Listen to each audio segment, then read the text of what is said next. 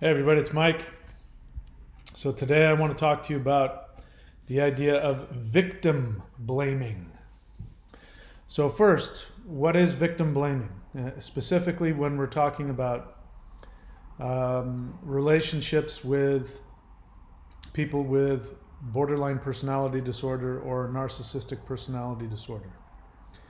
So victim blaming is a term that is used when the person who is being abused, manipulated, neglected, betrayed, cheated on, um, terrorized, controlled, whatever other negative experiences you have, when that person is told that the abuse that they received is their fault.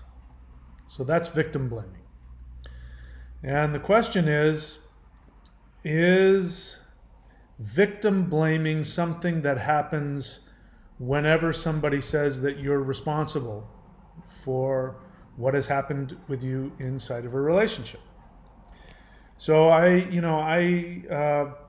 have seen this quite a lot, and just recently, based on a question that was left to me, I decided to do some research on YouTube, as always, just to see what's out there. There's no shortage of videos of people who will talk about, how they don't like the labels that are being placed on them because they've been in relationships with people who have borderline personality disorder, or they've been with people who were narcissists. And so they don't want to be labeled. And they think that if you label them with something like codependent, or if you tell them that they're responsible for what they've experienced in the relationship, that is blaming the victim. So before I get into anything I want to say about it, let me just read a comment. Now, this person isn't taking that argument, but it comes very close. And so before I go any further, just let me say this channel is dedicated to non-borderlines who have been in or are currently in a romantic relationship with somebody who has borderline personality disorder, or even narcissistic personality disorder, because sometimes they're sort of the same thing and there's this comorbidity between the two, but the end result is the same. If you're with somebody who's got borderline personality disorder or with NPD, the end result is the same. You feel exactly the same afterwards because it's almost identical. And so the question is whether or not borderline personality disorder, and let's just bring in narcissistic personality disorder, are these disorders, are they mental illnesses? Meaning, does the person have control over, and do they know what they're doing to you? It's a big question.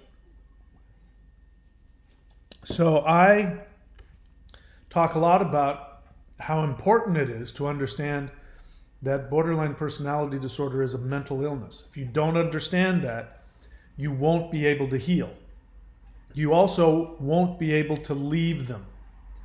As long as you think that they are not mentally ill, the cycle of abuse that happens within the relationship you'll become so entrenched within it, you won't be able to pull yourself away, because you will be driven by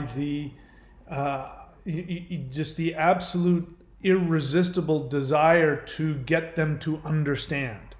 And you operate with the belief that if you can just get them to understand, then it'll all come to an end. Or that if you can just give them what they need, then the cycle will stop.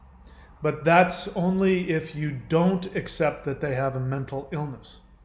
But what people don't like about the label of mental illness for people with BPD or NPD is then people think that you're taking away their responsibility, and that you're excusing all of the things that they've done to you, and that you just have to show up and let them do whatever they want. So they feel much more comfortable by not going so far as to call them having a lack of control, a lack of understanding, and they also don't like to have a label placed on them, like codependent. They like labels like empath, but they don't like labels like codependent, because it makes them feel like, well, they're being labeled. It takes away their individuality.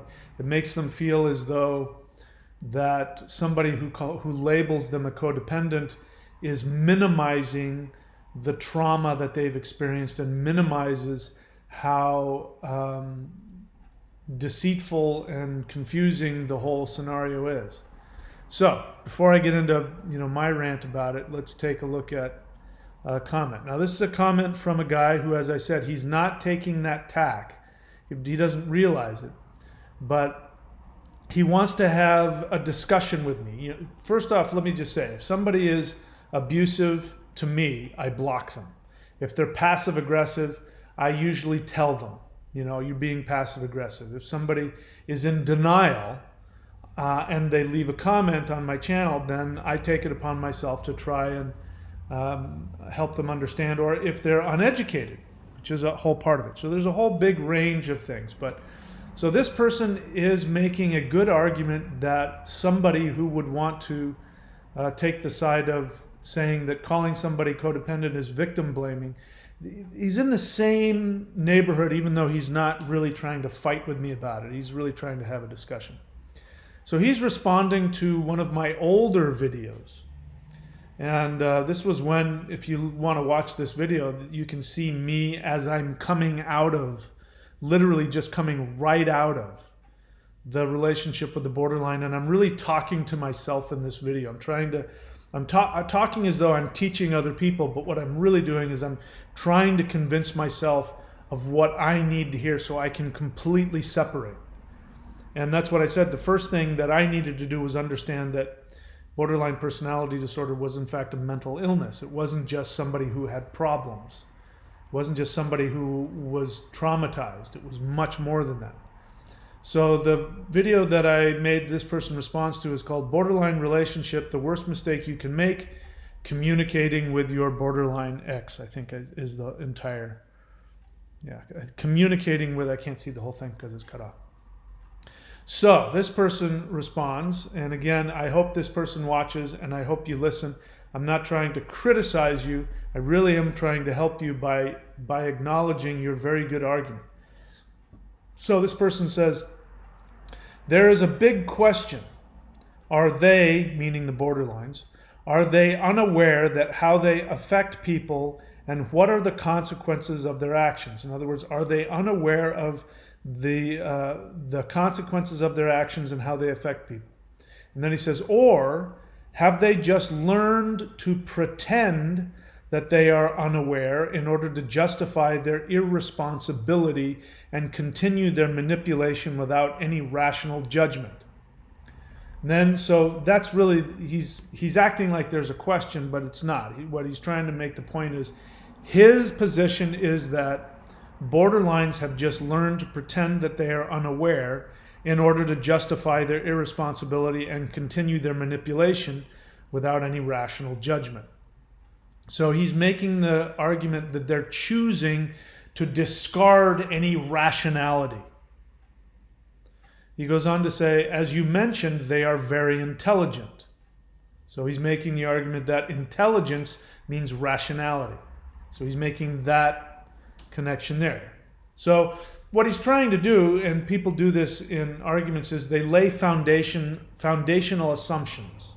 And once you agree with somebody's foundational assumption, then they can win the argument.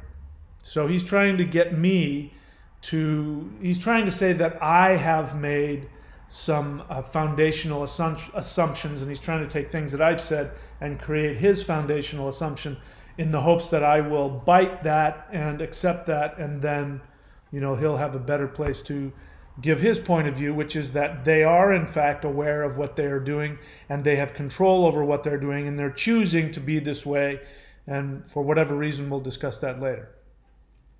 So he says, as you mentioned, they are very intelligent. I think, as you said, they are intellectually aware, but maybe emotionally unaware. I mean that although they are aware about their emotional deficit in their hidden side, but they behave like they have real emotions when they need you, and they show their lack of emotions when they don't need you. So even here, even in this, he's trying to side with me, but he's still making the argument that they are choosing to do things because they have an agenda.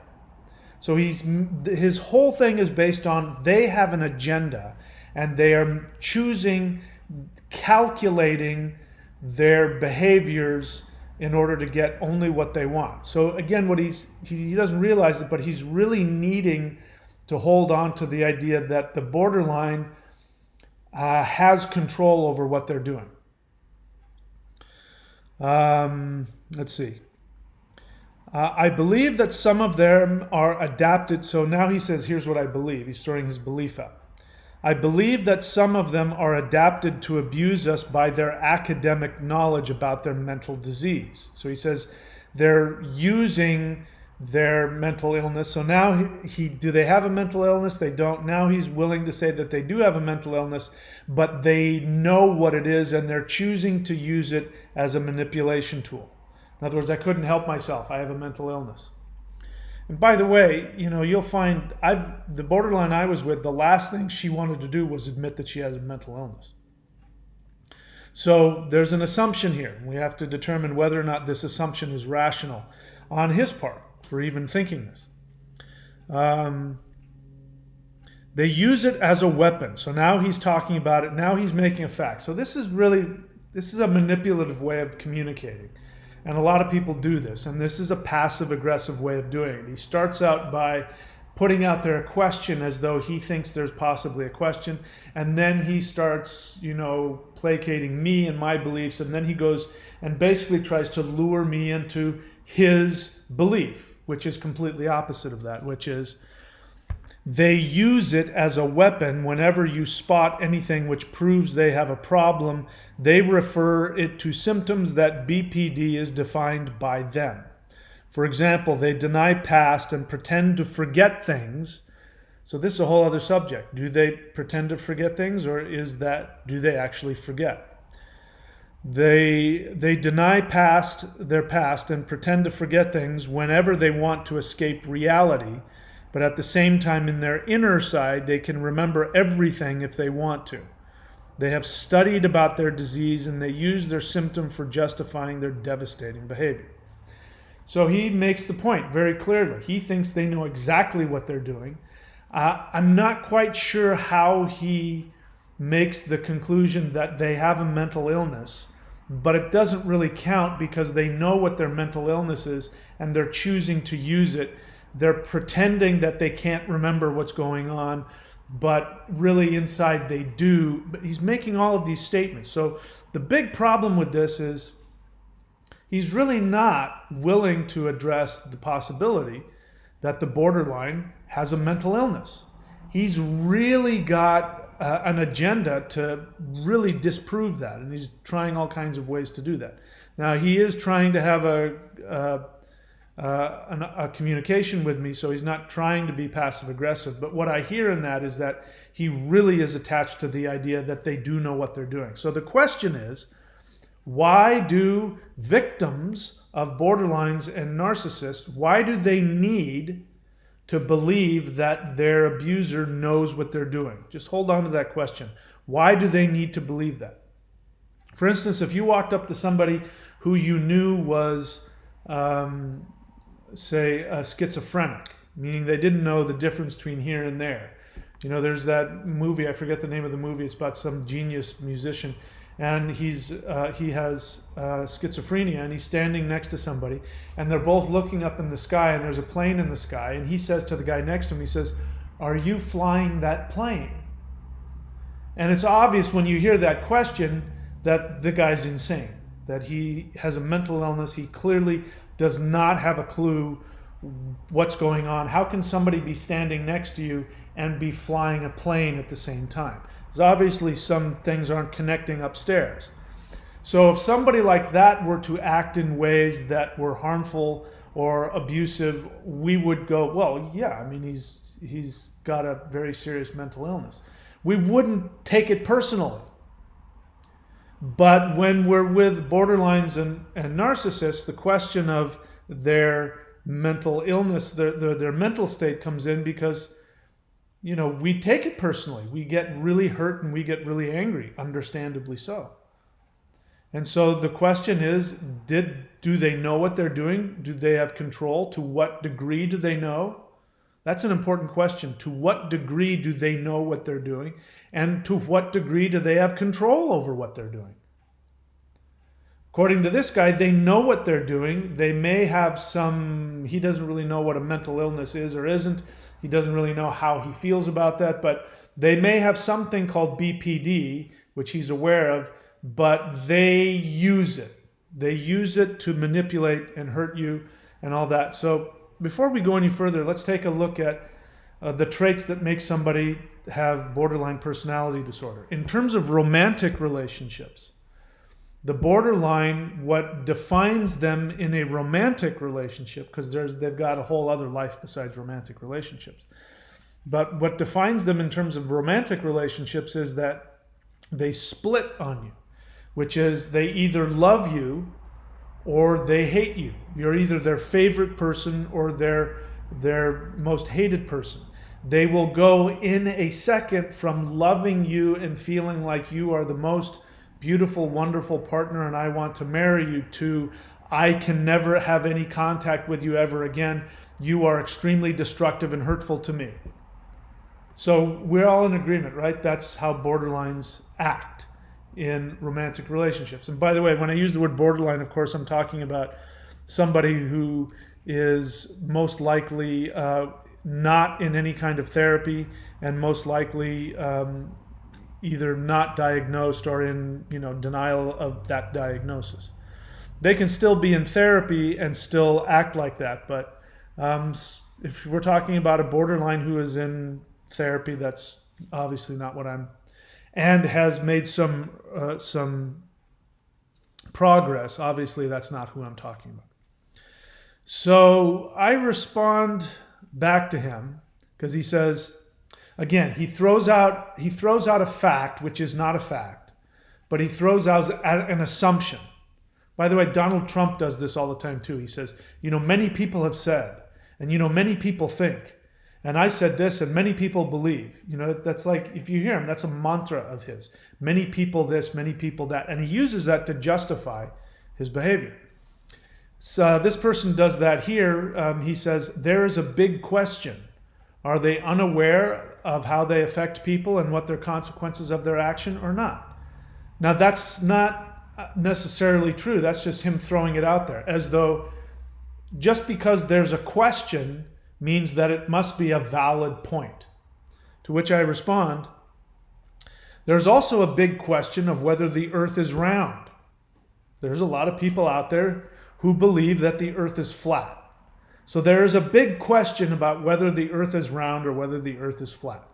And I say, just because there's a big question doesn't mean that the truth isn't staring us in the face. So that was my way of, again, sort of, kind of breaking up his manipulation of me in the argument. He's not realizing that he's manipulative. He wants to say, here's what I think, but he's trying to, throw in all of these assumptions in order to control my response so that I have to buy into his way of thinking. But I don't, because there isn't a big question. Among mental health professionals, there is no question.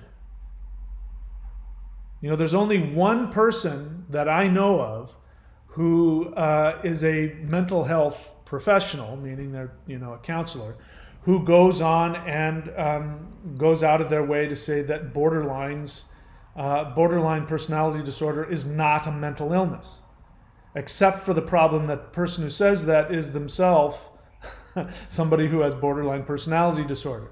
To which I say, that disqualifies you from being able to know, because if it is a mental illness, you're not capable of making the decision of whether or not you do or don't have the mental illness, because the whole idea of a mental illness is that there is an aspect of objective reality that you either can't see or is distorted. But in terms of the mental health profession, there is no question.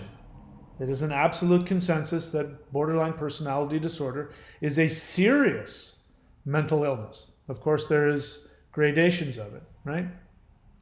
So there isn't a big question. You want to say there's a big question because you are really attached to the idea that they know what they're doing. And in fact, you go into all of this detail to sort of delineate that they might have an issue, but it's not so bad that they can't know what they're doing, and now they choose to do it to manipulate you. So the bottom line is he wants to say he's a victim, that he has been victimized by a very intelligent, very cunning individual who wants to use whatever mental illness tendencies they might have in order to manipulate and harm you. So the question I have for people who want to believe this, people who want to believe that borderlines know what they're doing, they plan on it, they plan on destroying their relationships. My question to you is, why? Think about it. I mean, maybe you're wrapped up in it that you don't realize it, but borderlines are not happy. They're very, very unhappy people. Their relationships are shit. They don't have, name one borderline that you've known who has had really wonderful, beautiful relationships. Even if you're dating them, I mean, they'll tell you all the strings of all of the people that they were with. The one I was with was very clear. Oh, yes, I'd broken up with every single person I've been with. And then she went on to tell me about every single one and how horrible they were. And maybe they were. I believe that she was with at least one narcissist.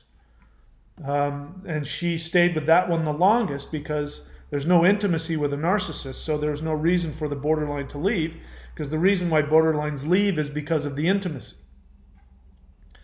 But my question to you is, why would they do that to themselves? If what you're saying is that they're choosing to do this, that their whole goal is to manipulate you, to use you, to suck the love out of you, and then destroy you when you're the most vulnerable, and they keep doing it, because if you've watched, they go from one person to the next and there's just bodies left in their wake. Why would they choose to do that? If they have the ability to stop doing it and to do something differently, why don't they do something differently? Why do they do it? Well, one real simple answer is because they have a mental illness and they're not in control of their actions. That would explain why they continuously are all of these things. They're manipulative, they're duplicitous, they're deceitful, cunning, and really destructive. That would explain it. And the thing about NPDs is the same. Now, the difference between the borderline and the NPD, and we're talking, sometimes there's a comorbidity, so sometimes you have both. And the truth of the matter is that borderlines are extremely narcissistic, and one could make the argument that borderline personality disorder is a form of narcissistic personality disorder. That would be a worthwhile possibility. But the difference between the two is that the pure borderline, does not intend to destroy the relationship. That they actually mean when they say that they love you, they really mean it to their understanding of love. And they really mean it when they say, you're out to get me. They believe both of those things. So they're as much a victim of their duplicitous nature as anybody else. Whereas the NPD actually knows from the beginning that they are planning to harm you. They're planning to use you. They're planning to discard you the whole time.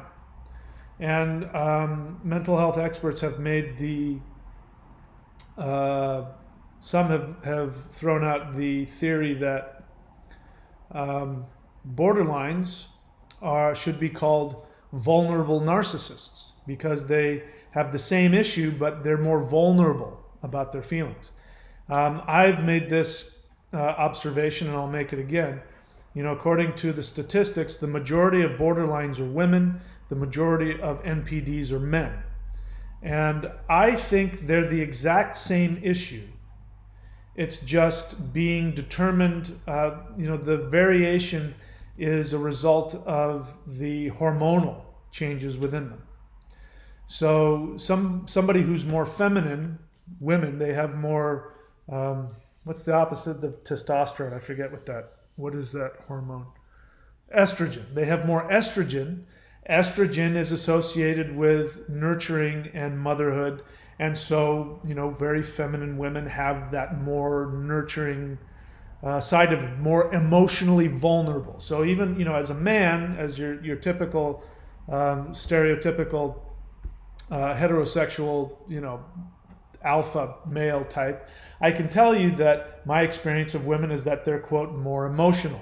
And that has a lot to do with their estrogen. Thank you. Somebody put us on there. Whereas men tend to be more, combative. They tend to be more argumentative. They seek to dominate and control, and that's a result of testosterone.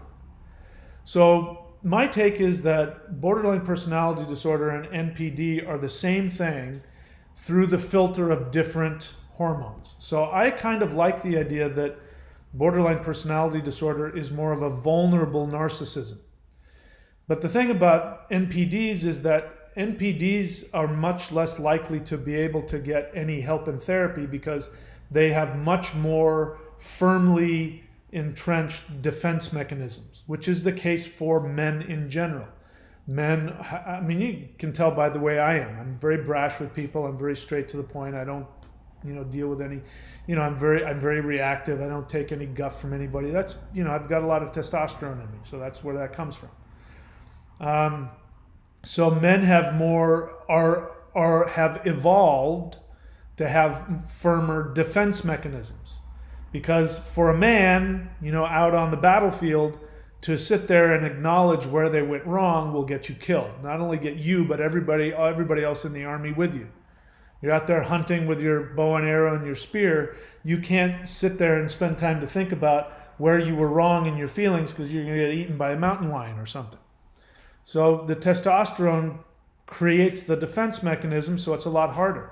Whereas for women, the feminine, we've got fight or flight, but the other side of that is tend and befriend. So the lower vibration of the amygdala or the reptilian brain is fight or flight, but what people don't know is there's also one which is not conscious. It's not an evolved thought process. It's a process of fear, which is tend and befriend. So the estrogen makes women more tend and befriend. So when there's an issue, if they want to manipulate you, they're going to manipulate you through connection. Whereas men are going to try and manipulate you and control you through fear. So this is just estrogen versus testosterone.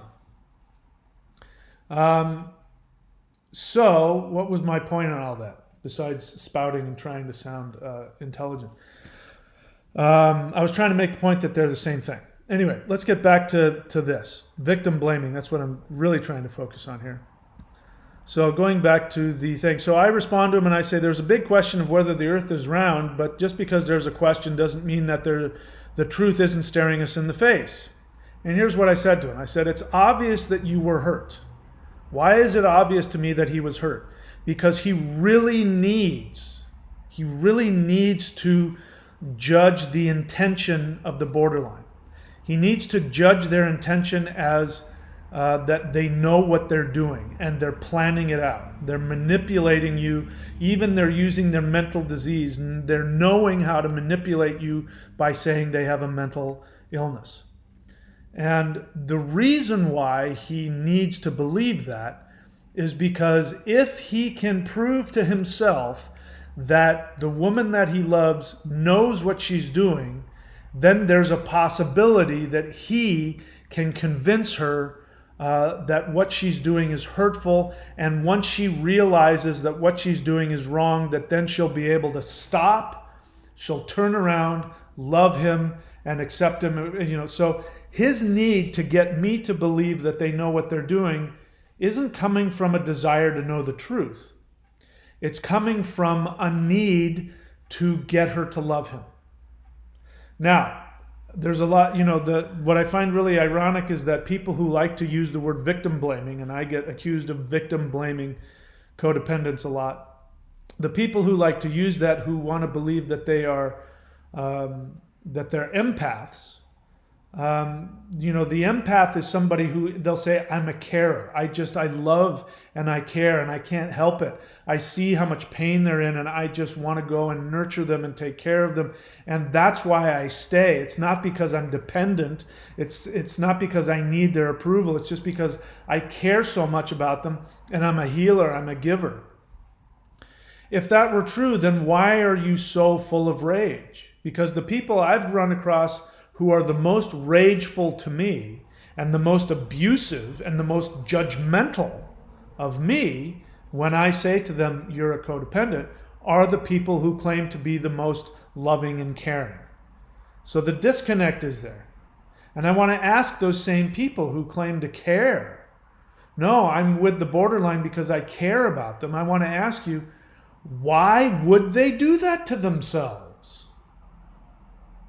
If they are the way you want to see them, which is somebody who's just been really traumatized and all they need is your love, and if they could just accept your love, it would all be okay, why won't they do it?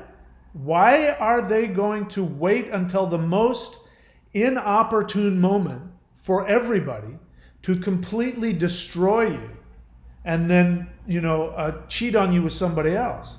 And then do the same thing to that person and come back to you? Why would they choose to do that if they knew what they were doing? Would you do that? I wouldn't do that. That doesn't make any sense. If I find somebody who can love me for who I am and will let me love them, I'm never leaving that person. Why in the world would I go out of my way to try and manipulate you into that state just so that I can be harmful to you when it's clear the borderlines are really unhappy? It would make sense if you were to see them do that and then see them laugh and then count their money and be happy and see their life get better. But that doesn't happen. Their life gets worse. Every time that they go through one of these discards or these betrayals, their life gets worse. They have to run away. A lot of them get involved in drugs and alcohol. But they use sex as a way of trying to get out of their feelings. You've been with them. I mean, the borderline I was with, she was a mess. There was a 3-week period I was with her. She couldn't get out of bed. There was a time when she was telling me, I feel like I'm going insane. There was, she was really messed up. She was messed up more than she wasn't. Even when she was in a facade, she was messed up. So honestly, ask yourself the question, if they're these genius, these genius sociopaths that are out to destroy you, why are they so miserable? I'm even going to go further and I'm going to piss more people off. Has anybody watched I think it's a Showtime thing called Love Con or the Fake Love or Love, the guy on there who's obviously an NPD and he's just going through all these different women and he marries all these different women and he steals their money and all that. And he ended up in prison. And go watch that, the last part. I would watch the last part first. The last part where he's in the interview with, and I wish I had been conducting that interview. It would have been a much better interview. But, and he says, I never had any intention of ever having that not work out. I always wanted it to be forever. I believe him. You want to know how I believe him? Because of what the people have said who were with him. And there was at least 2 women that were with him who would say that while they were, before getting married, that he was really wonderful to them. Now, of course, he was doing other things like setting up their bank accounts and things like that so he could steal from them. I'm not trying to say that wasn't also going on. But he was really wonderful. He was really loving. And he says over and over, I'll do anything to be somebody's everything. I just want to be loved and needed. I absolutely believe that. And then what he did was he would be really wonderful to them until the wedding night. And then once they were wed, then he would completely flip and abuse them, like knock them out and, do all kinds of horrible things, get physically violent with them. I absolutely believe that he was splitting. That he was, as long as it was this idea of I'll just marry her and once we're married, I'll be loved. But then once he gets there and they legally commit, then he splits on them, beats them up and takes their money. And he doesn't remember. He claims not to remember, how many times he's been married and, and been a bigamist. I believe him because he has a mental illness. I think the guy shouldn't be locked up in jail. He should be locked up in a mental institution for the rest of his life. But the real question here is, do you want to heal? So I had my response to this gentleman, and as you know, what I tell everybody is if you want what I have, I'm completely healed from the borderline relationship that I was in. Completely healed. I have no residual pain about it whatsoever. The only thing, the slightest thing is I wish I had that $10,000 back that I had spent on her. Other than that, I don't regret any of it. As much pain as I was in, go back and watch the first couple of videos. I was horrifically, just in horrific pain. And I was so toxic and I was so sick. I was so emotionally sick. I don't have any regret over it. I don't even remember it. The only reason I remember it is because I keep coming back to this channel because you guys keep wanting me to make videos. But I'm healed of that. And I'm healed of it because I did three things. One, I have a therapist who understands codependency and borderlines. I worked with him. Two, I went to CODA, CODA.org, and I worked the 12 steps. If you don't know what it is, go do it. I have no sympathy for any of you who want to complain about being hurt by a borderline and how much pain you're in, but you're not willing to go to a website and go to a free Zoom meeting that won't cost you a dime.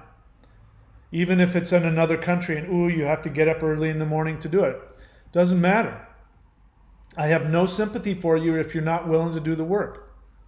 If you really want to get better, you'll do whatever it takes. If you were dying of cancer and somebody said to you, I have the cure, and you said, what is that? I need you to stand in the corner on your head for 10 minutes a day. You'd be like, that's it? 10 minutes a day, stand on my head? No problem. You would do it in a heartbeat. But people can't get up off their ass to go to a CODA meeting. They can't type in CODA.org and then go to a Zoom meeting at 3 o'clock in the morning and say, hi, I'm new. I need some help. You can't do that, but to save yourself, you'll spend, like I did, thousands of dollars chasing after somebody who won't love you. So I have no sympathy if you're not willing to do the work. So you need to have therapy, you need, in my experience, CODA, and you need to do daily meditation. If you do those three things as hard as you can every day, consistently, I guarantee you can heal. But I'm still getting comments from people who say, I'm 30 years out and I'm still a wreck. This is, being on the other side of a borderline is like a zombie infection. Once you get bitten, that infection gets into your bloodstream. It doesn't go away. So, you end up getting infected with borderline personality disorder. You don't become a borderline because they have something, their hardware they're hardwired in a different way, which will never go away. But we can get infected. And I've caught myself acting and thinking like a borderline because of what I went through. So let me continue with his response there, because I think it's really good about, again, we can put this towards victim blaming. He goes on to say, I accepted, let me see, what did I say? I went on to say basically that I know it's obvious that you were hurt, otherwise, you wouldn't need to see them as selfish manipulators who know what they're doing and are choosing to be hurtful.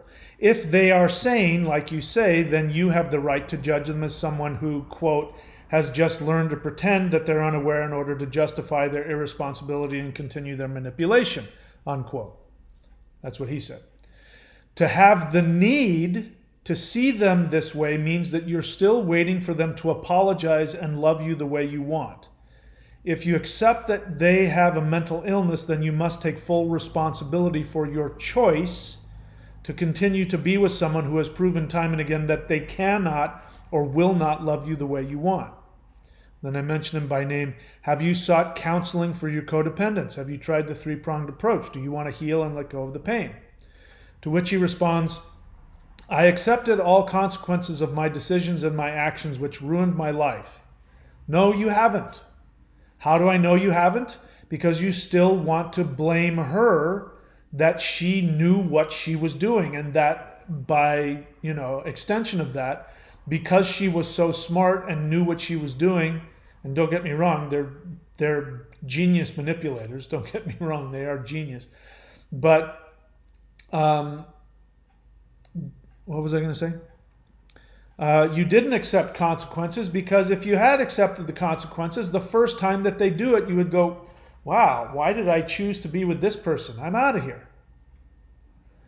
If you took full responsibility, you would not be in pain and you would not be needing to see them as these evil geniuses who are choosing to do this to you for some reason none of us really knows what.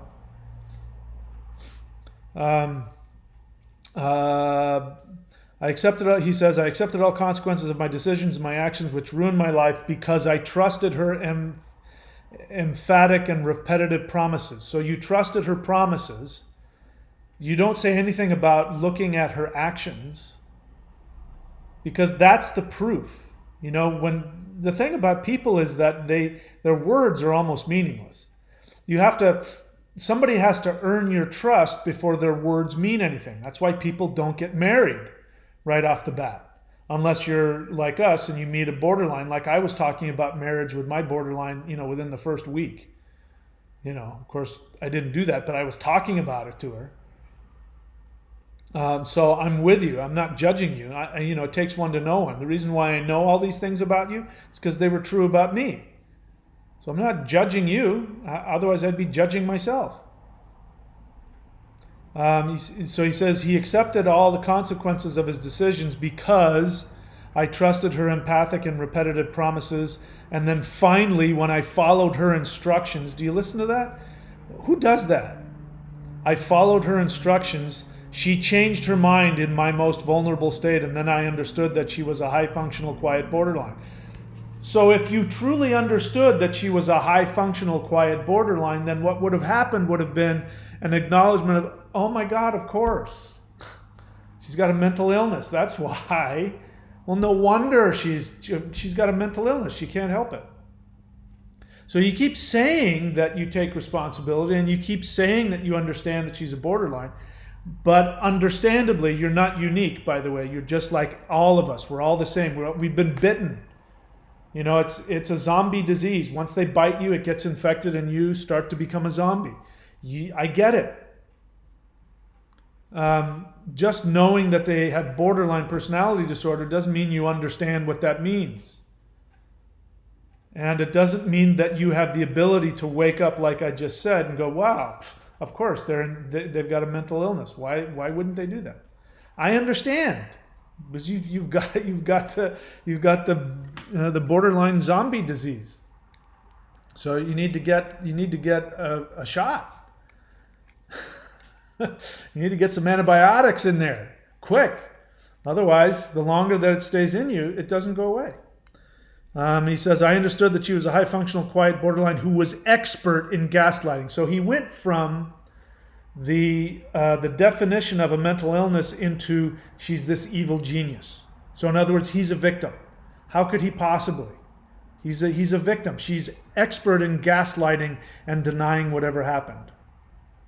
She was acting like a crazy lover for months, and then when I was in temporary travel, she ghosted me in my final steps to fulfilling our promises but simultaneously in ghosting phase, she kept me in her love plan by push-pull techniques. And when I followed her path completely and waited for her response, I found out that she began a hidden and sudden replacement in my temporary absence. And finally, she murdered my soul like a stranger. And she told me, life is not always what you want, and I wish you best in your personal life.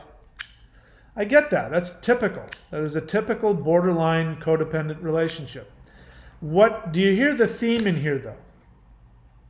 The theme is you kept on following her instructions, even after she proved that she was not trustworthy. She proved to you that you cannot depend on her promises, but you continued to allow her to manipulate you. She couldn't have been that much of an expert, because you kept on, as you say, kept on doing exactly what she told you to do. The point is, I'm not trying to attack you or victim blame you. I'm trying to point out something ain't right up here with you, or something ain't right in here with you. You've been bitten. You've got the borderline zombie disease. I get it.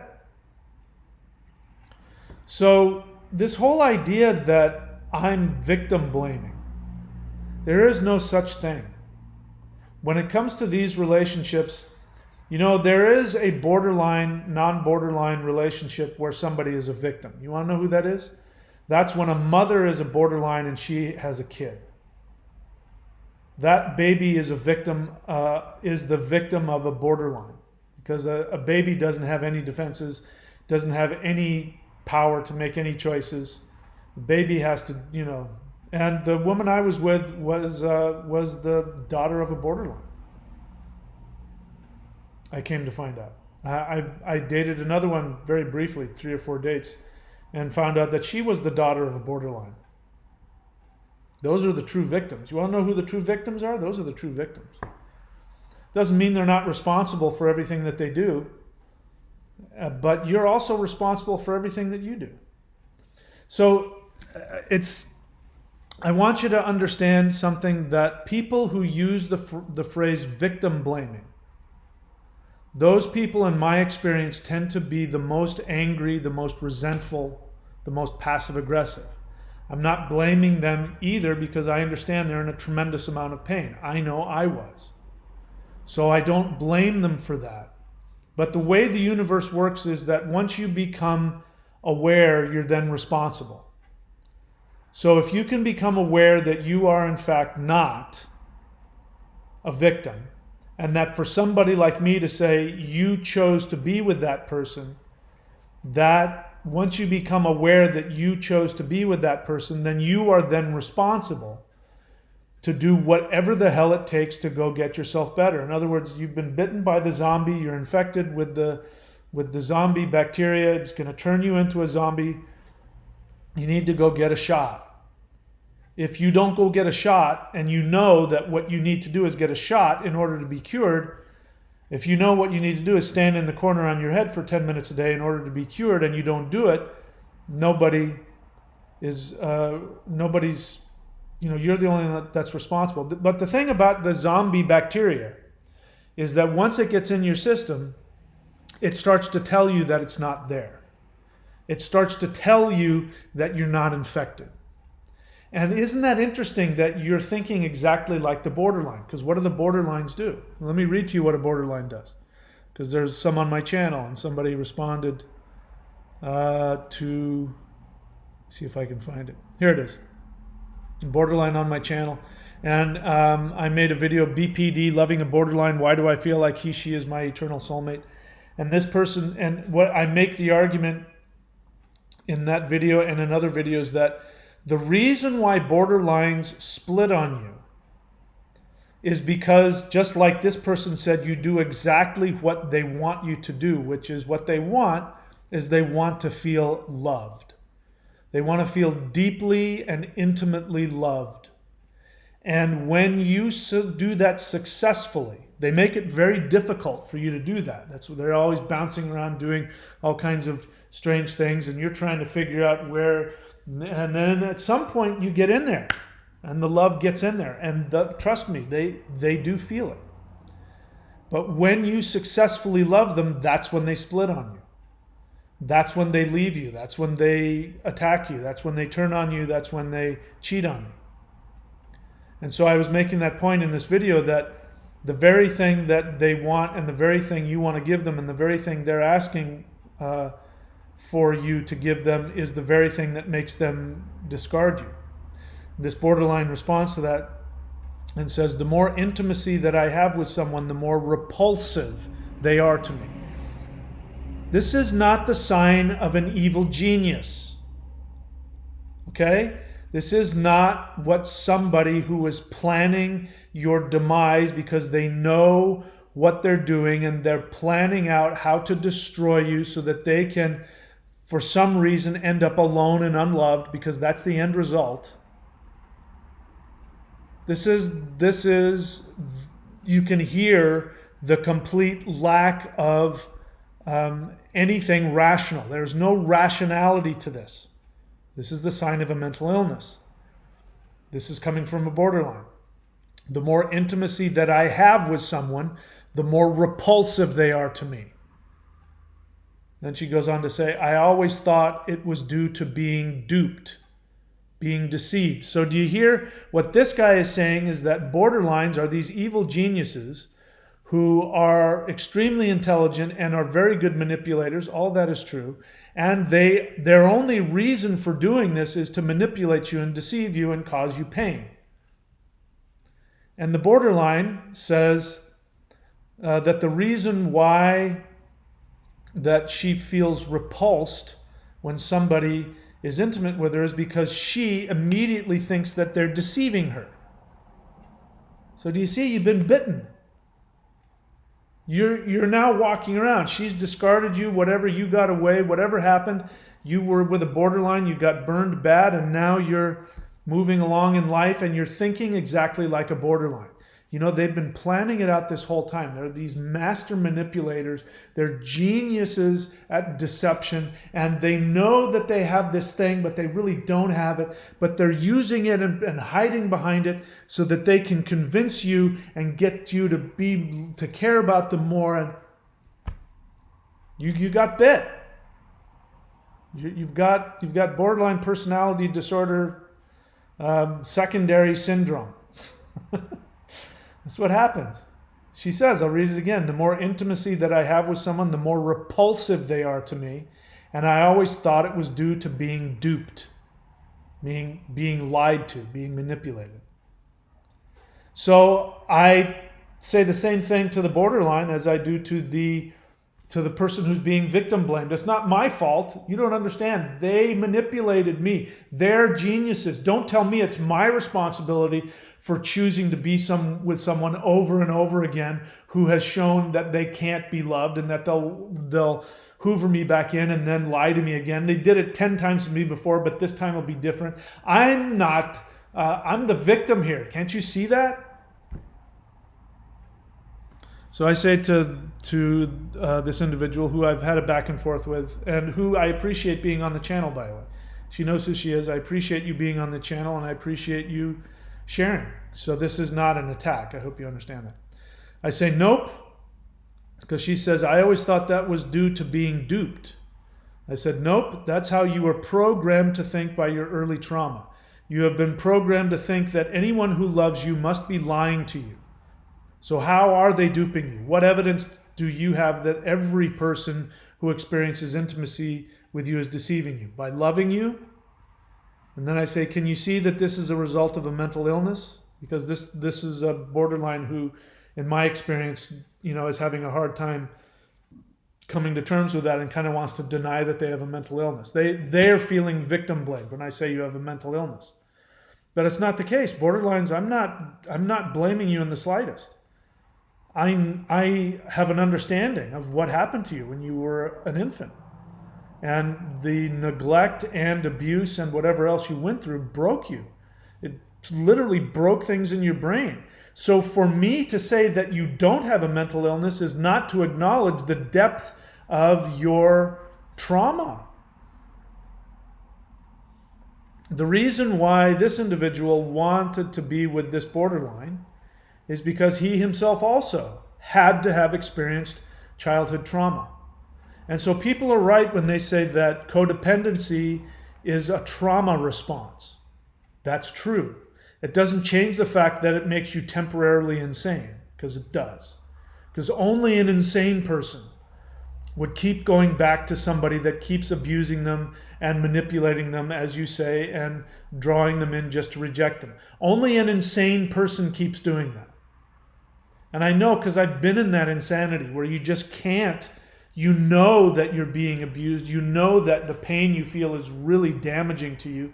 You know that you don't deserve this, and yet you can't stop. That's called insanity. That's not being a victim. A victim is when it happens to you the first time. You're walking down the street, somebody flings a rock at you and hits you in the head. You're a victim. You didn't do anything, you were just walking down the street. But if you get a lawn chair and sit out in that person's front yard and paint a target on the back of your head, you're no longer a victim anymore. You're now asking for it. You've been with a borderline. They have abused you and hurt you in ways that nobody else has. You love them, and the love was really deep, and then they turn around and say, like mine did, you know what, I just had a bad dream and I don't think I can be with you. I can't trust you. That's enough. A healthy person goes, this is not something I'm okay with. I'm out of here. But no, I kept going back because I could fix her. I was the one. I knew it was wrong. You know how many letters I wrote I was going to give to her? Breakup letters? I must have written 10 or 20 breakup letters that I never gave her because I couldn't bring myself to do it. Every time I saw her or heard her voice, that was it. I was gone and I was back into it. And this time it'll be different. I was the nutcase one. She had her mental illness, but that's not my responsibility. It's not my responsibility to be the rational one while she's not. Where's that written in the universe? So he goes on to say that he's in another country and so he can't get therapy. At some point he says that. Or he may have said that. Anyway, so he asks me here if I could show him the steps. And yes, I can. And the way that I do that is by this. Click the join button. Okay, so you can't afford a therapist. And you know, I don't believe you can't go. First off, anybody can get a therapist. I'm sorry. There's no doubt in my mind that if you were completely committed to it, you would find some way, at the very least, to find an online person to chat with who is a mental health professional, and there's probably some program where they'll do it for free. There's no doubt in my mind. But you'd have to be willing to go looking for it. A lot of people say that, oh, I can't afford it, there's nobody around. Yeah, but really, how much have you tried? But even if that were true, you can still go to coda.org, and it's absolutely free, and people will help you. But even if that, which isn't the case, even if you can't do that, you can click this join button. You're watching this video, you can click the join button. Click the join button right next to the subscribe button. Click on that, and I have some members-only videos where I take you step by step. How to change your thinking, how to change your interaction with the universe, and I give you step-by-step things on how this three-pronged approach works, and I give you some meditation techniques that will change your brain chemistry and get you out of the fight or flight, tender befriend, victim mentality mode. You have no excuse. Might take a while. It's okay with me if it takes a while, but you know, it took Arnold Schwarzenegger years to become Mr. Olympia. He didn't become Mr. Olympia in a day. It takes some effort and some work. Welcome, Brittany Billets. She has now become an empath. She is now now you can truly say you're an empath. By the way, a true empath is somebody who says to the borderline, you know what, I love you so much that I'm going to end this relationship. That's how much I care about you. And I know that I know that you're angry with me and I know that you're hurt, but I love you so much that it's okay with me that you're angry with me. That's a true empath. A true empath can tolerate other people's pain if it's what's best for them. Codependents, they can't tolerate anybody's negative feelings about them. They can't tolerate rejection. They can't tolerate their anger. They can't tolerate their own anger and their own feelings of rejection. By the way, borderlines are codependent also, in case you didn't know that. All right, so I'm happy to take some questions now. Yes, the love fraud. That's the thing. Go watch that. And, you go and watch the last episode first. Because if you watch that first and then watch it from the beginning from a completely different perspective, the way the thing is set up, it's set up to make you think, oh my God, this guy is such a horrible, he's manipulating these horrible women, and which of course he is. And he's this evil genius. But at the end, you find out he's just such a fuck up. The guy has no money, he's in jail, and he clearly doesn't even know what the hell he's doing. And he's in, I believe him. I believe him when he says that he had no intention of any of those relationships not going the distance. But he's got a mental illness. He's a narcissist. He's got NPD. So, and I believe that he doesn't remember how many women he's married to. I believe him. He needs to be locked up. And there's no doubt in my mind, if I could sit down with each one of those women, there's no doubt in my mind that I would be able to talk about, well, what about your intense need to get married to somebody so quickly? What about the red flags? What about all of the does anybody, where were you? What was your emotional state before you met him? Were you in a lot of pain? Before I met my borderline, I was in a huge amount of pain. I had lost, there she is. I had lost the love of my life, the perfect individual. There will never be a more perfect person that ever walked the planet. She loved me more than anybody could, I imagine, would ever be able to love me. And unfortunately, I lost her.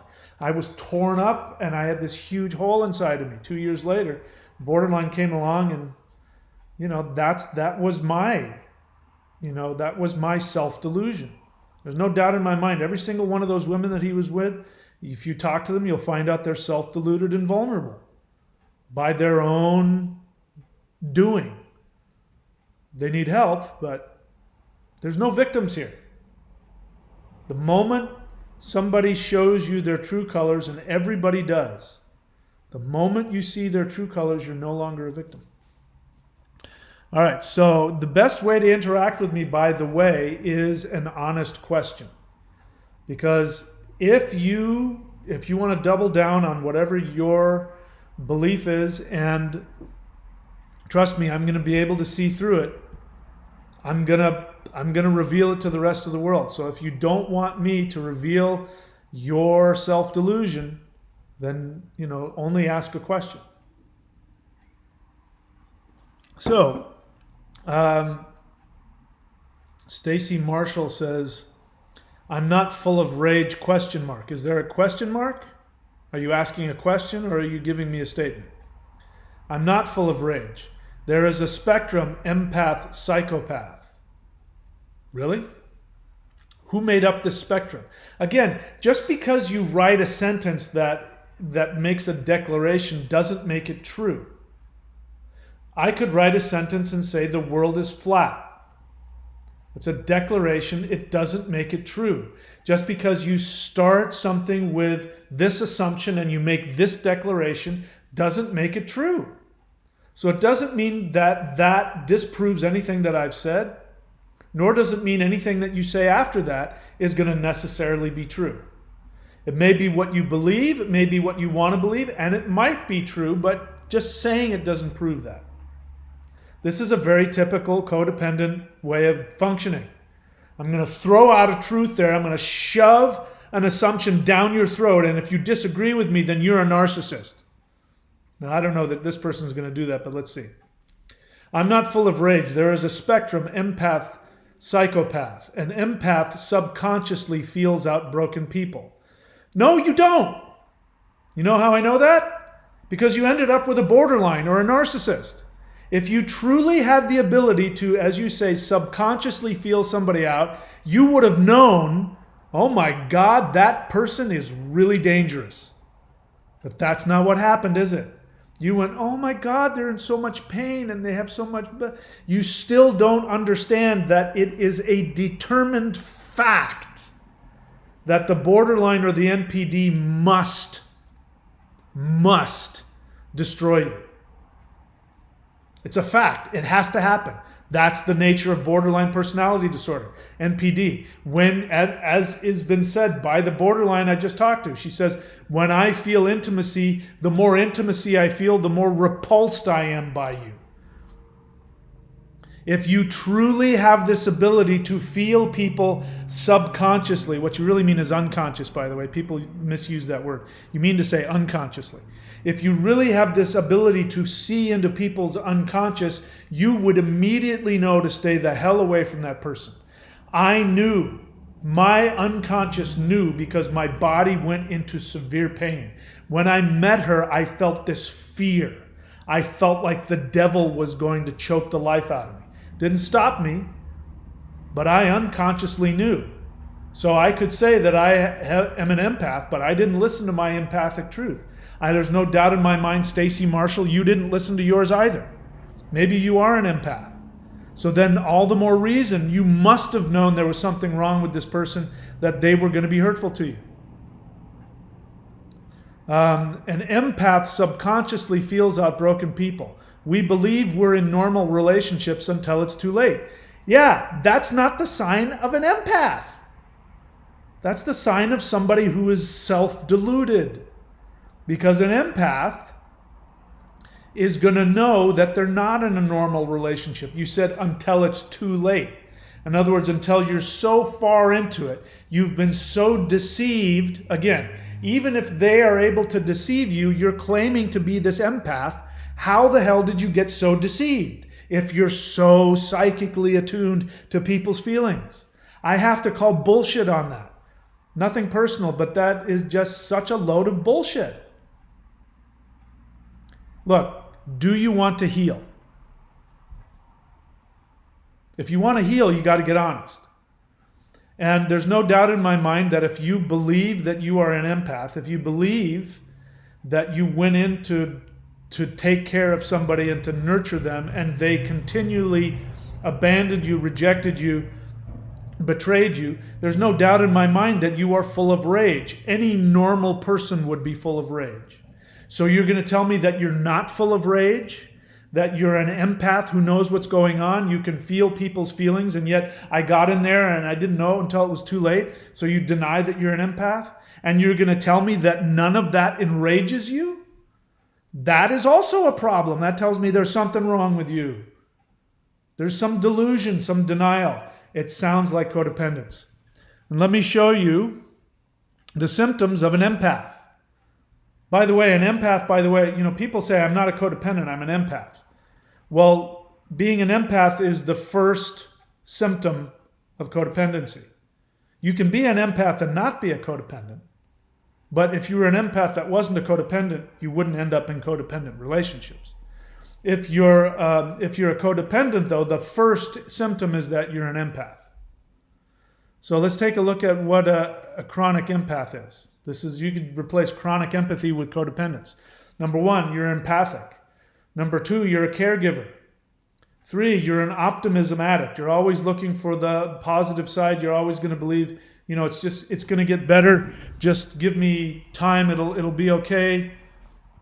Right? Whoops. I don't want to do that. Let's get back here. You have anxiety. So the relationship creates this circle of anxiety that you never seem to resolve. You're never in a state where you're not feeling anxious, where you don't have that hole in your gut. If you're an empath, you know exactly what I'm talking about. You have depression. You have poor boundaries, obviously, because we, us empaths, we believe we're in normal relationships until it's too late. That's another way of saying I have no boundaries. You're non-assertive. Like the other guy said, I followed all of her instructions. That's a lack of boundaries, a lack of belief in yourself. That's not empathy. Empathy is caring for somebody. Caring for somebody doesn't mean that they get to do whatever the hell they want and you do whatever they tell you. That's somebody who has no boundaries and has no love for themselves, who has such poor views of themselves that they're willing to let somebody else completely control them and then lie to them afterwards. None of that tells me that you have this ability to love people and feel their feelings on an unconscious level. None of that. Fear of abandonment. You keep doing what they tell you. You fall in love with them and you don't realize it's bad until it's too late because you're afraid of being abandoned. You don't have the ability to say, you know what, I really love this person, the sex is really great and I feel really connected to them, but there's got to be somebody else out there who will love me. You don't. You say, no, this is the only one. How do I know? Because I felt the same thing. I know exactly what it felt like. Chronic responsibility. Whenever they're, like the woman I was with, she, as it turns out, was an opiate addict, and she was on not methadone but Suboxone. And in the States, you can get prescriptions for Suboxone. You can get like big bottles of it. But here, I'm in Australia, they only give it out like at a week at a time or something like that. So you have to every week go and get it. And if you run out or if you lose it, you're screwed. You can't go back and get more. They won't give it to you. So every time that she was about to, her Suboxone was going to, every single time, there was always this big drama and she would flip out and she'd do all these really crazy things and I would have to drive her because she'd be too afraid to drive every single time. So the responsibility, had I been smart, I would have said, listen, you should have seen this coming. I'm not going to buy into this. You're going to have to find your own way to the doctor. I'm not going to do this for you. But I was chronically responsible. Victimhood. I'm not full of rage. There's a spectrum, empath, psychopath. An empath unconsciously feels out broken people. We believe we're in normal relationships until it's too late, i.e. I'm a victim. I didn't see it coming. It's not my fault. I'm an empath.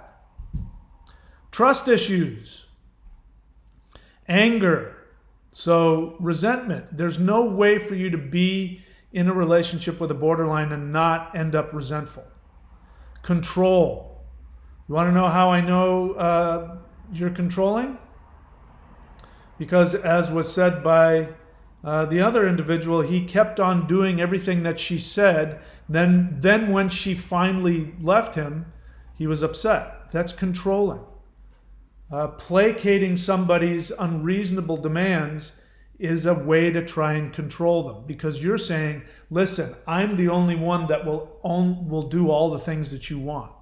So you have to be with me. Passive aggressive. Calling oneself an empath when what's really going on is they are trying to get their needs met and unwilling to acknowledge that you are in this relationship to get this person to love you and that you're doing all of these things in the hopes that they will love you. The unwillingness to acknowledge your own human needs, to be vulnerable enough to say, I want to be loved, that's why I'm with this crazy person, that's controlling. That's, what was the other thing that I said? Not controlling, but that's passive aggressive. To call yourself, and I'm not sure Stacy's doing this, other people using the term empath do this with me a lot, so maybe Stacy isn't like this, but when people claim to be empaths, I just care a lot, then they go into judging me. They will judge me really harshly, about why I'm so screwed up and why this and that, and they're so mean. Let me give you an example of passive-aggressive codependency. When I was in college, there was a girl that I knew who had a crush on me. And she held on to that crush for a while. I didn't have that feeling for her, and I think I told her really early on in our friendship. I said, I don't feel like that way toward you. You're my friend and I love you, but I don't have those feelings. And, we never slept together, none of that. I had no interest in that, and I never, ever gave her any of those hints, right? But she held on to a torch for me. So one day on my birthday, and, my birthday, I really like to be comfortable and by myself and only with, just doing things that I want to do. And one of the things I like to do on my birthday is to sleep in. So my birthday came around, and at like 6 or 7 in the morning, my roommate comes in, and, he didn't have the greatest boundaries, or he would have said, no, you can't do that. But he woke me up and he said, she's here. He said her name, Jane. Jane is here. I didn't know what to do. And I'm like, tell her to go away. I'm sleeping. He said, I did. So she comes in and she sits on the edge of my bed and she says, I've decided that I want to make you breakfast for your birthday. And I said, I don't want you to do that. I want to sleep in. You have now woken me up. I'm awake and I don't like being woken up early in the morning. I want to sleep in. She argued with me about it. And then she got guilty. Then she got angry and started moping and feeling sorry for herself, trying to make me feel guilty. And I finally convinced her that, I need you to leave.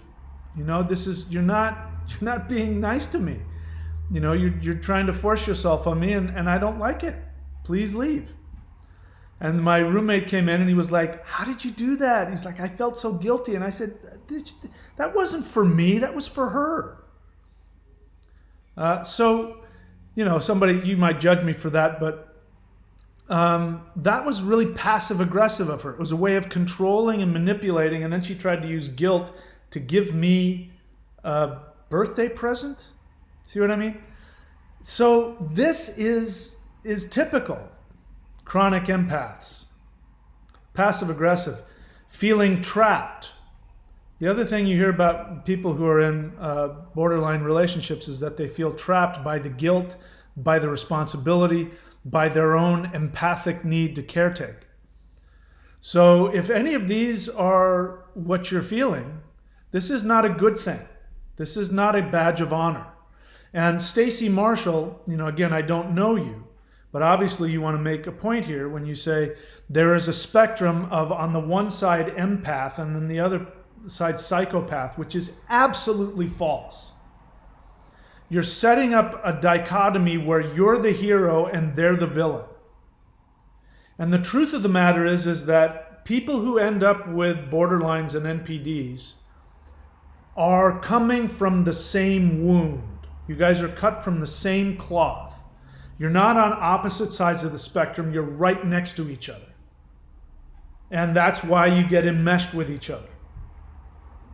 And until you can realize that, you won't heal. And until you can realize that, you will continue to be hurt and angry.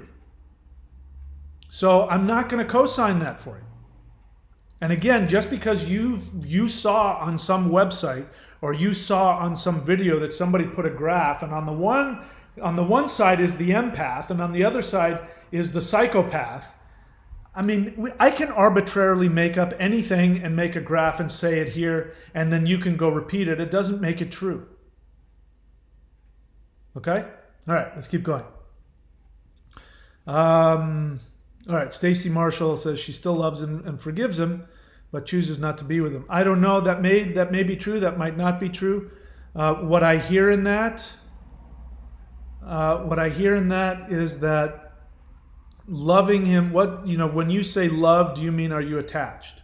Do you still think about him? Do you still pine over him?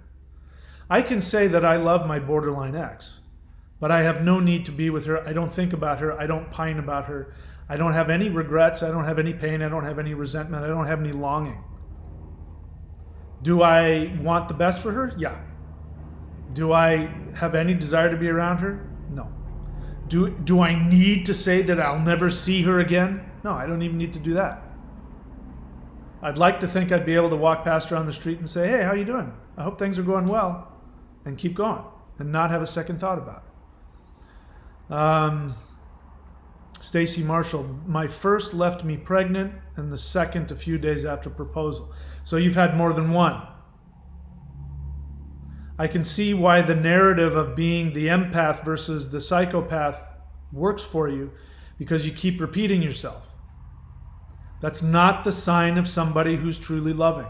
If you wanted to make the argument to me that I'm just an empath, you don't understand, I got involved with these psychopaths who know how to manipulate you, and this person knew how to manipulate my tenderness and my vulnerability and my love. If you had done that one time, you can get away with it once, but after that you go, I'm an empath. I know what's coming now. But it happened to you twice.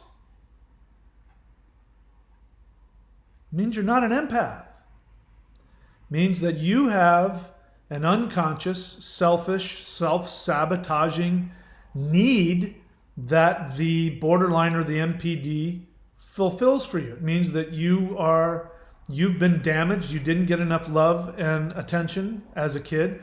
You went through the same emotional trauma that the borderline went through, not to the same degree, maybe a little bit later in your development, but the same issues. You have the same disease. It's not hardwired into you the same way. That's why you keep seeking them out, because you're trying to fix the trauma that happened to you as a kid. It takes one to know one. I'm not judging you. I went through the same thing. GTR, if you have a question, do me a favor, write the word question so I can see it, because sometimes I don't and I just bypass people's comments, but I really want to get to the questions more than anything else. Would, quote, real love hence be letting them be suffer, because only through that suffering they will paradoxically become aware of their behavior? No. You're still trying to control them, because the whole point of it for you was to get them to become aware of their behavior. It's not your business whether they become aware of anything. The reason why loving them is to leave them is because number one, first and foremost, if you don't understand what I'm about to say a little bit later, then the first and foremost thing is true love starts with self-love. And if you're continuing to make yourself available to somebody who's going to abuse you, you obviously aren't loving yourself. So the most self-loving thing to do is not continue to be taken advantage of and abused. So if you real love means you first take care of yourself. So if you're not taking care of yourself, you don't love yourself. And you can't love them. So it's not real love. Second of all, I want you to hear the irony in this, because you have an agenda. You have a well thought out, planned agenda here. You're going to let them, quote, suffer, as though that's what's really happening. It's not. There's your codependence kicking in, wanting to say, oh, they're suffering, I need to fix them. You're going to let them suffer, because through that they will paradoxically become aware of their behavior, and hence possibility of change. What you mean by that is that now you're going to manipulate them by distancing yourself, but it's still, you're trying to control them so that them not having you around will make them wake up and realize what their behavior is, which is, again, the unconscious desire under that is, if they become aware, then they'll be able to love you. Because they'll go, oh, now I know what I was doing. I'm going to stop doing that, and I'm going to love you. So your whole setup here is still very codependent, because the whole point of it is for you to manipulate them so that they'll end up loving you. True love is when you say, it's okay with me that you can't love me. I'm not going to hang around. I'm going to go find love somewhere else, but I accept that you can't love me. And it's okay. That's true love. What you're talking about is not love, it's manipulation. You're trying to get them to love you, and you are objectifying them. Do you see that? You've decided they're going to love me, and I'm going to make them love me. And Mike says what I need to do is break up with them, and then they'll become aware. And then when they become aware, then they'll know that they treated me bad, and then they'll turn around and love me. That's not love at all. Love is accepting people exactly as they are. You know, when I do relationship counseling, which I've done off and on for a long time, people come to me because they have problems in the relationship, obviously, and so they ask for my help. You know, how to get the relationship better. And so I'll say, tell me what's going on. And of course, they'll tell me all the, you know, my husband this and he does that. And, you know, I get that. And they go through all the problems that the husband isn't doing. And sometimes it's, you know, like my thought is, wow, I wouldn't want to be with somebody like that. But when they're done with all that, I say, so what do you want to do? They say, well, I want him to. And then they start telling me they want him to do this and they want him to do that. And if he could only do this, which ironically is what the borderline does too, by the way. They start telling you what you need to do to get them to love you. You hear the irony there? So they go through all that, and then I say, okay, so do you have the ability to accept your husband exactly the way he is? And can you love him and be with him exactly the way that he is with his current behavior? And the answer is almost always yes, but. And then once they say but, I say, that's not what I said. I said, can you love them exactly the way they are? And can you stay with them if they continue to be exactly this way? And if the answer is yes, and I determine that they mean it, I say, okay, great. Then I can help you figure out ways to find a common ground. But more often than not, the answer is no. In which case I say, then you only have one choice. You have to leave. Because you don't have any guarantee that they're going to change. You can't change them. They already know that you don't like what they're doing. Yeah. You got your answer. You have one option, and that's leave. That's it. It's now out of your control. They have the right to live however they want, and you have to accept their limitations. And nothing wrong with it, but if you can't get your needs met and they can't love you and you're not getting what you want, why the hell are you wasting everybody's time? Get the hell out. Go find somebody that can give you what you want. Then after a few of those, if you find out that nobody's capable of meeting your unrealistic demands, assuming you have them, then you can work on yourself and make yourself a better partner for somebody else. But real love isn't doing that whole thing, GTR. Real love is saying, this is really hurtful to me and I have to leave. I love you and I can't have any contact with you. I wish you all the best. Whether or not they choose to go get help as a result of that is completely none of your business. True love is saying, what you do with your life is none of my business. Brittany Billets, why does the liar ignore the lies and never take accountability? In this case, if we're talking about the borderline, it's because they have a mental illness. I'm not saying that they don't lie to you, but I'm telling you that they're not capable.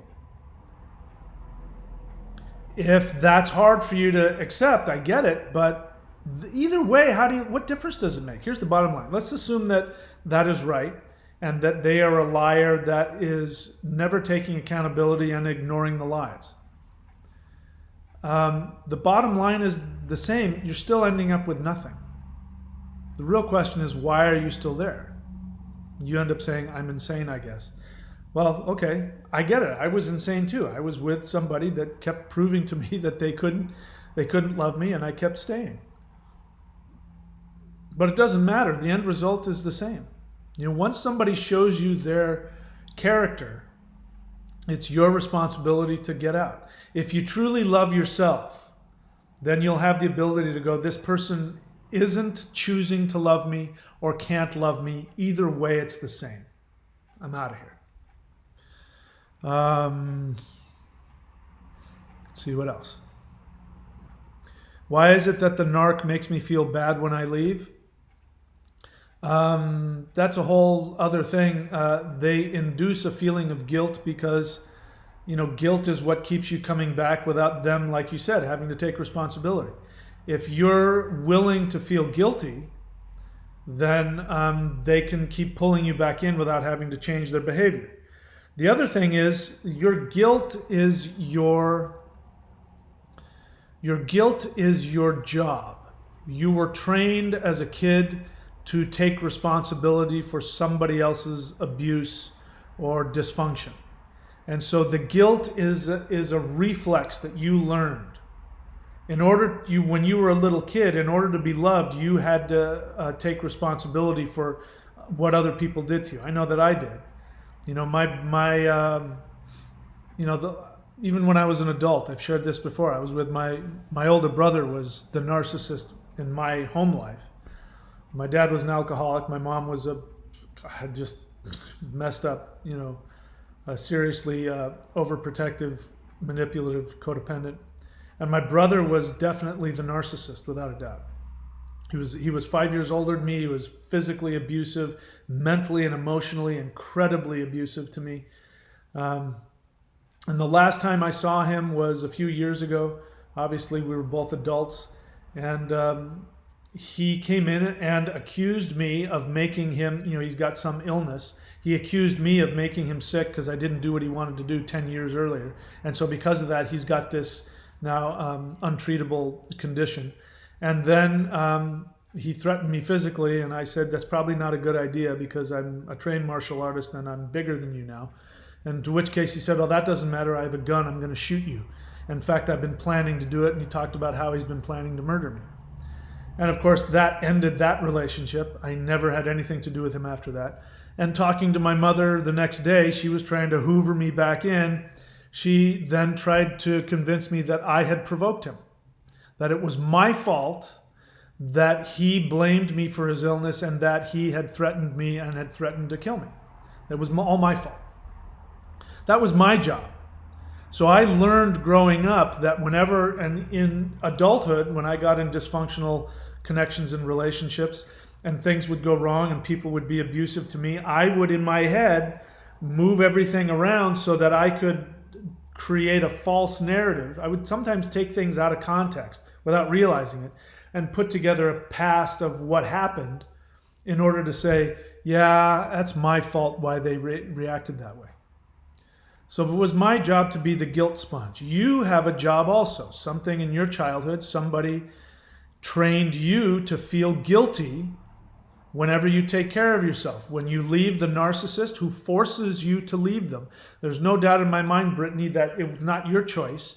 You're not thinking, when am I going to leave this guy? You're trying to make it work, and he does something that makes it intolerable for you to stay. So you have to leave for your own survival, and then you feel guilty.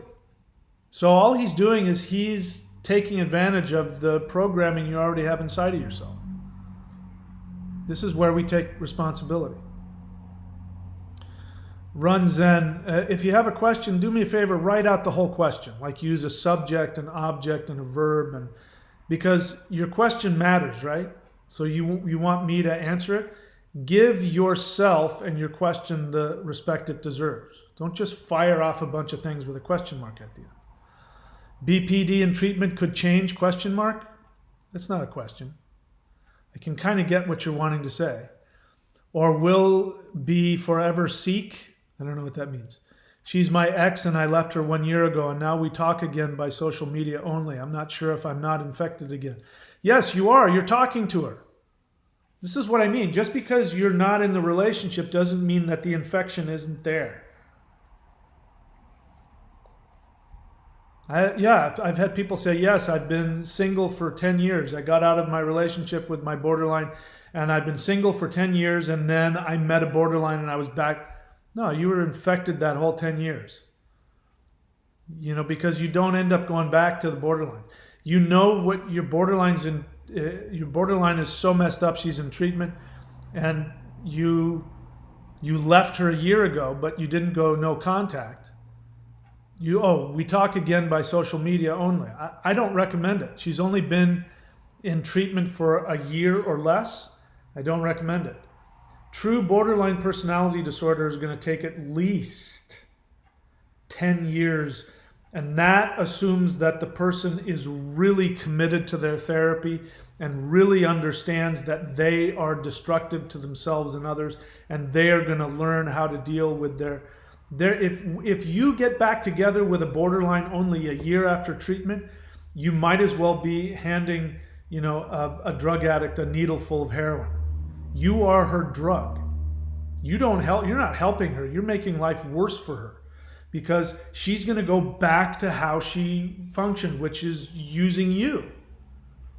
Feeding off of you instead of dealing with her own feelings. You are her escape. All of the drama that she creates and all of the splitting and all that is because you're there. You are, you're what's that word? You're co-signing all of her crap for her. So if you really care about her, you shouldn't have any contact with her. You're not helpful to her. Forget the fact that you are also a codependent. What the empath doesn't want to accept is that they're a codependent, that they themselves are destructive. They don't know how to have healthy relationships. They think they do. They wear their empath cape as it flaps in the wind behind them, thinking I'm the empath and I'm here to help. But they don't understand that they are with somebody who's emotionally incapable of loving them because that's their addiction. And by staying with them, you are trying to keep them in that state so that you can be in your drama.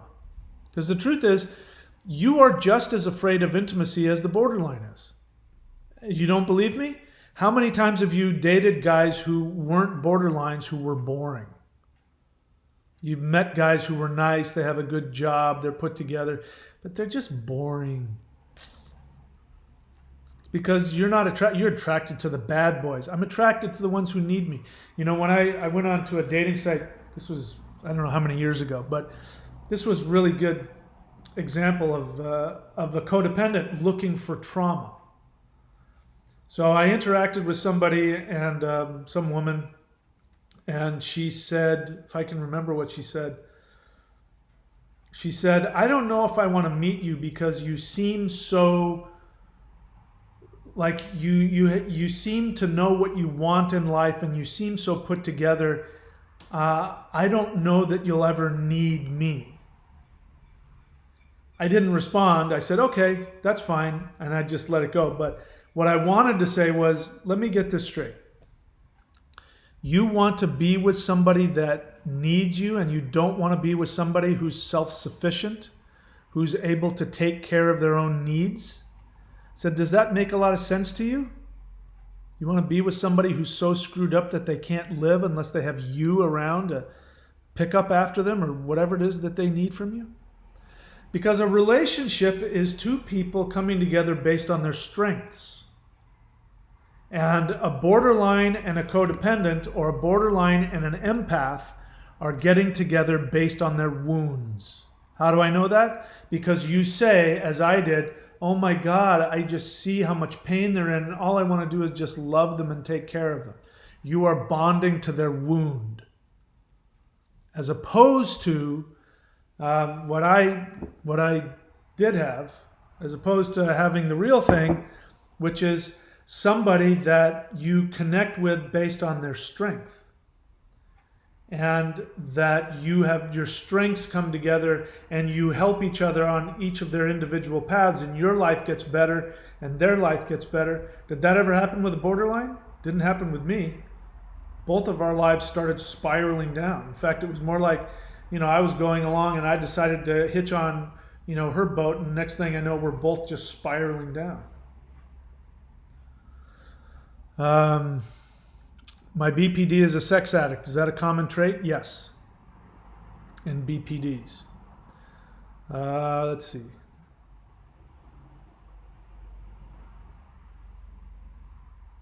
Yeah, so there's still a lot of denial here. Run Zen says, sex was always perfect with her and she uses that to manipulate all of the things in the relationship. She was her best weapon against me. So what you're not acknowledging is that you're very lustful. Because she can't use sex to manipulate you unless you liked to objectify her. I'm not judging you. I was there. I wish I could say I don't have the balls to say the things that she used to do. But, man, it was all about, that kept me there. But that's because I am very lustful. And I like the idea of having a woman that is so into sex that I can objectify her and she's into that. Now, don't get me wrong. Two healthy people can objectify each other, as long as it's a conscious thing. But you're not admitting that you're also a sex addict. Because if you weren't a sex addict, listen, if the sex is what's keeping you in a relationship, it means that you're more driven by sex than you are true intimacy, because sex is really great. But it only lasts for how long? If you're lucky, and you're really lucky, maybe you can make it last a couple hours. If you're really skilled, most people it'll last 20 minutes, and then what? Right? After that 20 minutes, you got to talk to that person for another 23 and a half hours. Right? So let's be honest, sex isn't everything. So if you're staying just for the sex, it means that you're also a sex addict. So you're not being honest. I get it, but you're not being honest. Let's see what else. And then Brittany says she doesn't have sex with hers. And then the question is, what are you doing with somebody you don't even want to have sex with? Why would you want to be in a relationship with somebody that you have to manipulate like that? So you're definitely using sex as a way of manipulating. You say it's because he's so selfish in bed. Okay, then why are you with him? If you're with somebody who's so selfish that they can't even stop to pleasure you in bed, what the hell are you doing with them? Does it make sense? That's not a judgment. I'm throwing that question so you can go, yeah, what the hell am I doing? There's something going on with me that I would do that. But you're also not admitting that you're manipulating him. You're using sex to manipulate him. And then he's using money. So you've made it really clear. You're with him for the money, and he's with you for the sex. Is that what you want? You just said that. Money's the weapon he uses against you.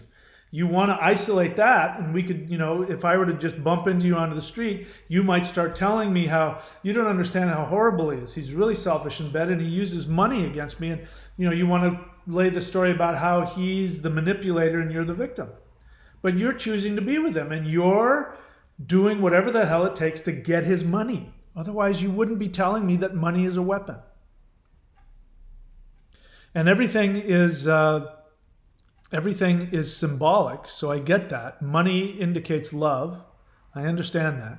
So then we have to look at why you associate money with love. And Zen has to look at why he associates sex with love. I understand both of them because I've had those same feelings, so I'm not judging you. These are just things to be thinking about. And then the question is, what am I doing with these kinds of people? I'm choosing to be with somebody that clearly doesn't love me, doesn't know how to love me. Okay, so you say he will go so far as not buying food and he will starve me. Why are you so dependent on somebody that you don't have your own money to go buy your own food? What's going on there? That's no way for anybody to live. GTR question. I've had sex with multiple people since my BPD ex discarded. Congratulations. However, I can't seem to forget about the sex with her. What do I do? Number one, you go see a therapist who knows how to deal with codependence, with borderline personality disorder.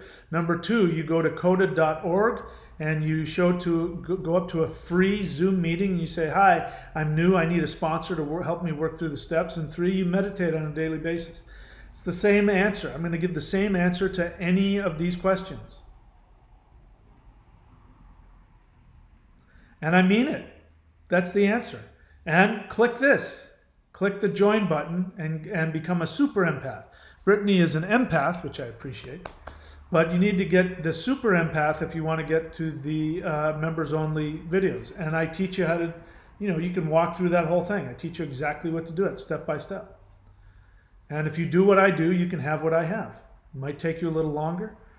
I'm not wishing that on you, but it's a possibility. But that's all I know.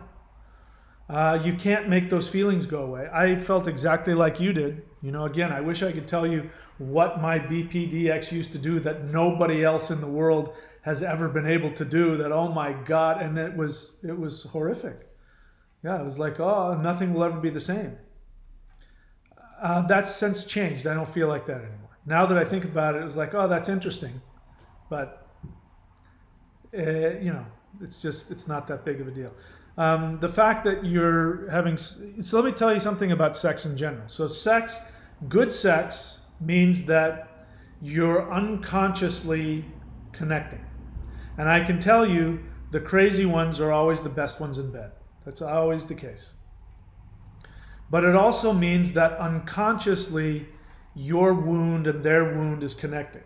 Two healthy people, quote unquote, when they have sex and the sex is good, it means that they're connecting on their strengths on an unconscious level. So it just means that you're a typical male on the one hand, because like I said, the crazy ones are always best in bed. But it also means that you have some unresolved codependent issues, which means that when you connect with somebody based on your wound, it feels like love to you. So what do you do about that? There's nothing you can do about it. That you just have to feel those feelings. And you can have that kind of, maybe not exactly, but you can have that kind of good sex with somebody else when you connect on a different level. But you got to heal yourself first.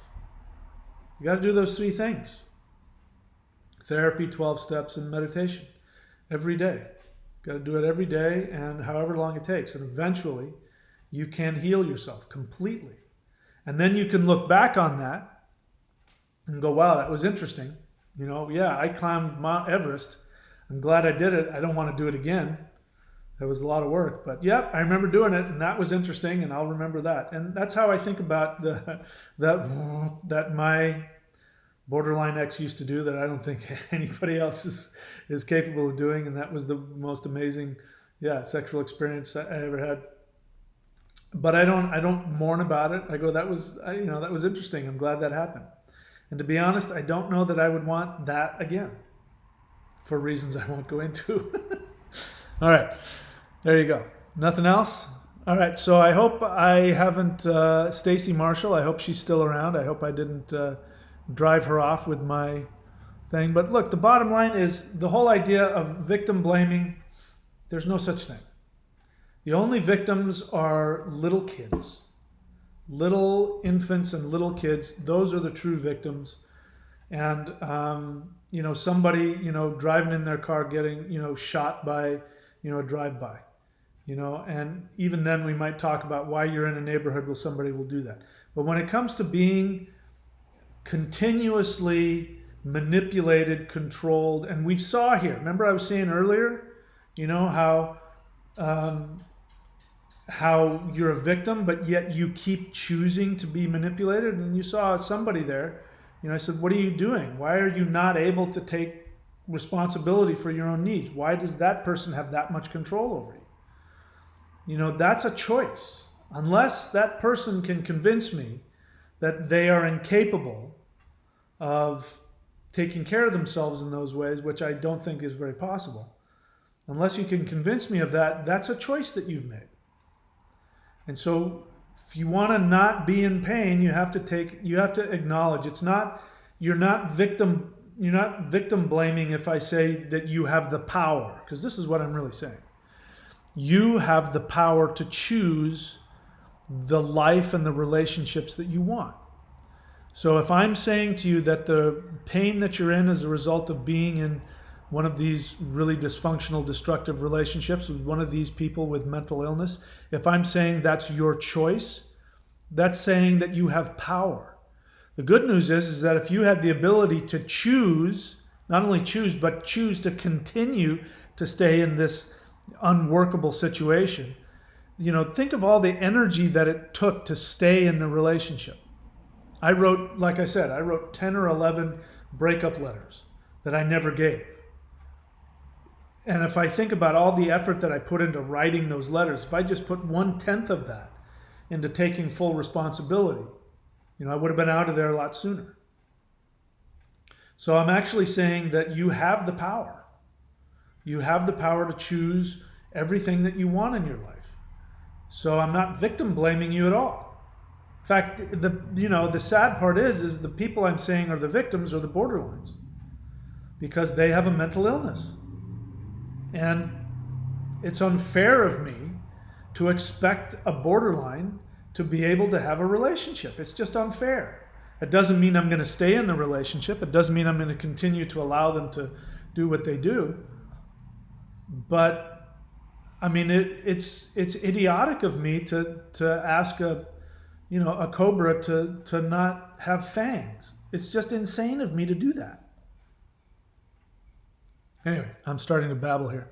I don't think there are any more questions here. All right, that's it for me, guys. Click the join button. If you want to see the other stuff I do, you can go to my other channel, thunderwizard.com. You can type that in on YouTube and see my other channel here. Now, if you want to do one last thing, I'll give you one opportunity to heal a borderline. This is the only time that you'll ever have this ability. But if you mouse over the cute little borderline's face, she's crying because you haven't subscribed yet. You haven't clicked the join button either. So if you want her to stop crying, you have to click the join button. Talk about manipulation. She'll stop crying if you click the join button. If you become a super empath, not only will she stop crying, but she'll start playing and giggling. She'll be really happy. All right. And of course, subscribe and hit the bell button so that you can be aware whenever I put these videos up. Okay, thanks a lot, guys. I appreciate you being here. Everybody stay safe and happy. My apologies if I've hurt anybody's feelings. That's not my intention. My intention is for you to be happy and empowered. And I've got that. And if you want what I have, I invite you to do what I've done. Okay, that's it. I'll see you guys later. Let me see, what am I looking for here? I'm looking for my end screen, which is right here.